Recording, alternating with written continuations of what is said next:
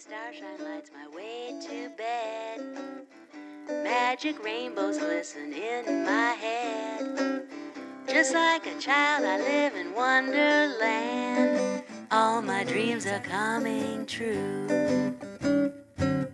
Heavy shackles used to hold me down.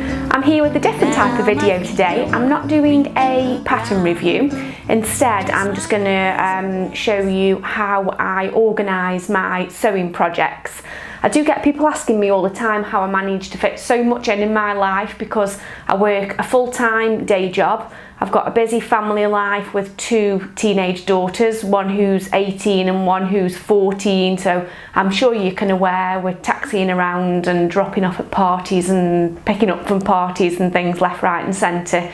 And then within that I fit in the sewing, the blogging, the vlogging, taking all the photos, etc, etc. So I do use a tool to help me keep organised and to help me plan. I'm very much a planner in everything that I do. Well, in fact, I say planner, it's not so much planning, it is creating to-do lists and creating things in lists. So for example, what I don't plan, well, I tried to plan kind of my Make 9 and things like that, and I found that that doesn't work for me because what I want to make changes month on month. I don't kind of look that far in advance as to what I want to make, but then once I know what I am going to make, I am very much a planner and I plan out in advance what days I'm going to do what steps on, etc.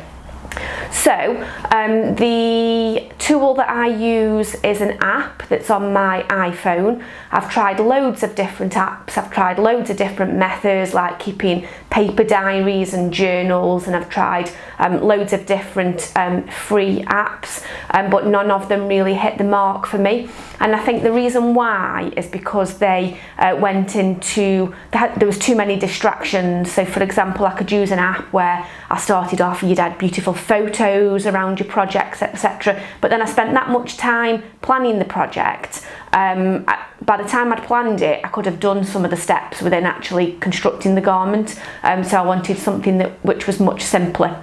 So the app that I use is called Things. It's now called Things 3. There was a new release, I think, last year, which was a little bit frustrating because if you'd had one of the earlier versions of Things, it was no longer going to be supported. So although you could carry on using it, if you wanted to have it supported with updates and things, you did need to purchase the new Things 3. So that was a little bit frustrating, but then I do understand that these app developers, they are businesses and they need to make a living as well. And what I will do, I'm going to flick into the screen recordings. I'm going to show you which app it is on the App Store, and that tells you a little bit about the features of the app, because there's lots of the features that I don't really use all that much. It's more the kind of project planning and the to-do list side of it that I use. What I will then do is do a screen recording on my phone where I'm actually planning in one of my projects. So I hope that you find this useful. If you carry on watching to see those, and then I will come back in at the end. Okay, so I'm just on the App Store, so to find it I just put Things in the search bar, and then this is the Things 3 app, so you can see it's £9.99. There's just an overview of the interface and what it looks like, so it's really clear and really clean. That's one of the things that I find most appealing. It does work with Apple Watch as well. And an overview, you can collect your thoughts, get organised, plan your time, make the most of your day. And you can customise your workflow as well by using tags to categorise your to-dos. It then goes into a few things about what makes things different. So that, as I've said before, that it stays out of your way. That's the key thing for me. It's very simple. It's not complicated at all. Everything is built around the to-dos. You can drag and drop projects into different categories. and you can use it across all devices if you want to. Now the Mac version is quite expensive at about £49, I think. So I will just show you the app itself now and how I create a project. You can use the quick find search bar. You can see here this is where my main categories are. I've got family, financial, work and sewing. So I'm going to create a new project, and this is for the Wear Lemonade Louisa dress.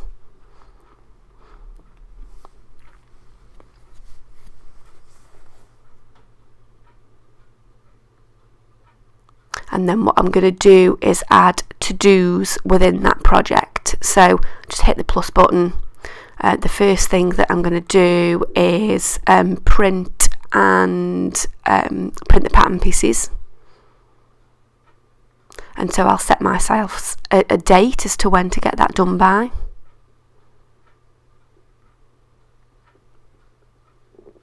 And then add another to do. So the next thing that I'm going to do is tape and trim the pattern pieces.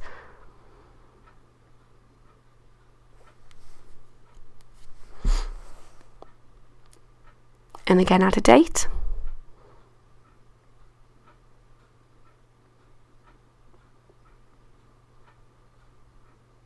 Then I'm going to wash, dry and press the fabric.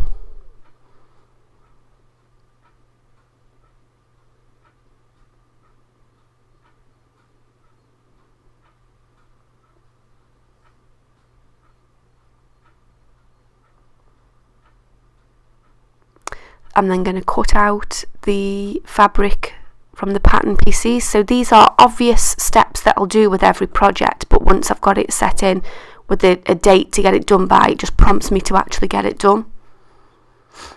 I've then just breaking the sewing steps down into a few categories. You can go as detailed as you want with this, but there I've just done sew the bodice sections.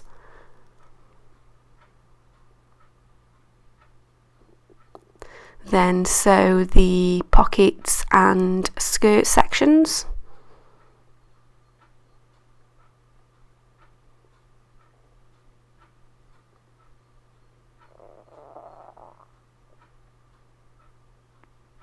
Then finish with the button and hem the dress.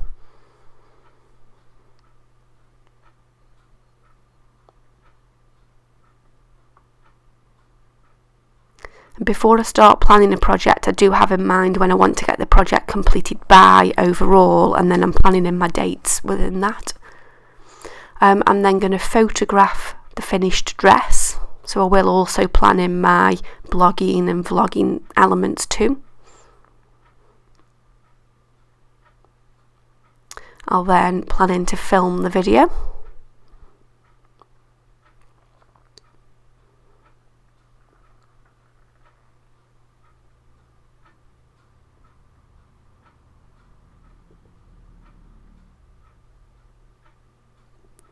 Then edit the photos.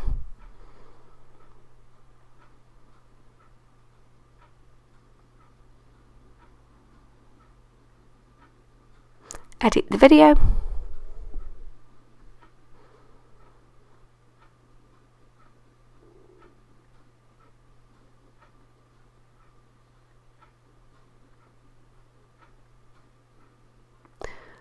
Then I'll write my blog post if I'm doing a blog post as well.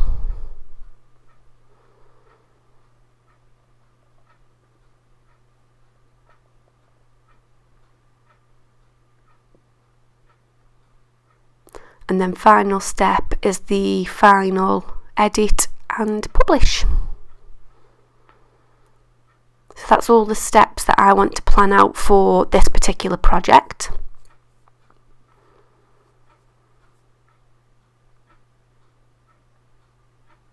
So you can see now within that project, those are all my to-dos that I want to do until it's completed.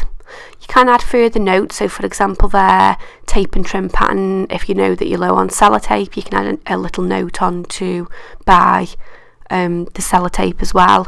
You could add little reminders if you know there's a particular step within the pattern that you struggle with, and you've got a little note you want to refer back to, you can add that in as well.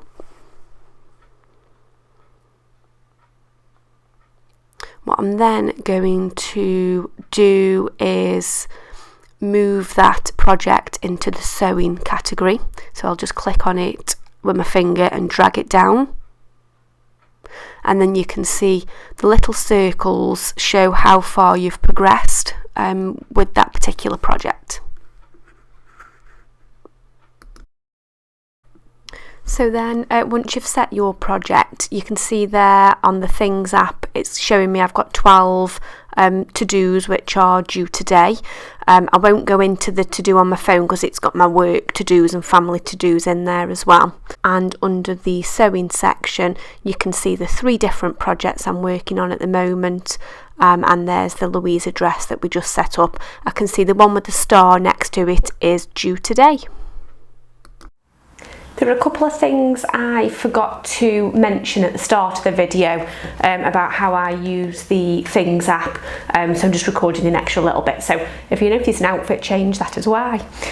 So the way that I use the app on a day-to-day basis once I've planned in my projects is you can go into the, let me just check what it's called, the Today section. So at the beginning of the day, I'll get a cup of tea and then I'll open the app and I'll have a look through what are all the things that I've got listed to do today, and is it realistic to be able to achieve all of those, or do I need to move the dates on any of them or prioritise any of them.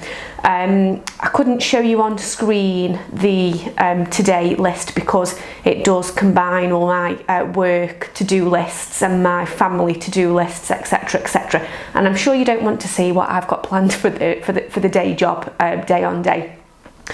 So yeah, that's what I'll kind of do it for at the start of the morning. Before I head off to work, I'll have a look at what I'd planned to do today, and then when I get home from work and I've got my little bit of sewing time, I know exactly what I've planned to work on. I also find it really good when I am working on multiple projects, which happens more often than not at the moment. I used to only ever work on one project at a time, get that finished and move on to the next. But with different kind of sponsored posts and projects, challenges and things like that going on, that just isn't possible really anymore. So I do find it really useful where I've got multiple projects on the go. I can go into the project section, those circles tell me how far I've progressed with a particular project, but it also helps me to keep on top of, have I washed the fabric that I need to wash for that project, have I taken my photos, have I written my blog post, so it really helps me to keep organised with several different projects at once. Okay, so I hope that you found that useful, just to see how I do plan my projects. What I do also do is use every spare bit of time. So for example, even things like waiting for the kettle to boil, I can sew a seam within that period of time. So I will always make sure that I've got a project out on the sewing table, I've got the sewing machine set up with the right thread in it, and then every spare bit of time that I've got, I will do one of the construction steps. And I find working this way means I can fit loads and loads of different activity within my day-to-day life, whether that be through work or family or sewing, and it works really well for me. I'd love to know what tools and what tricks that you use to keep organised and to plan your projects. So do let me know in the comments below. If you've got any vlogs yourself or any blogs that you've written about keeping organised, then feel free to share links. I'll be sure to check them out. So I hope that you've enjoyed that, a little bit of a different type of video. Give me a thumbs up if you have, and I will see you soon. Bye! Just like a child, I live in wonderland. All my dreams are coming true. Heavy shackles used to hold me down. Now my feet don't even reach the ground.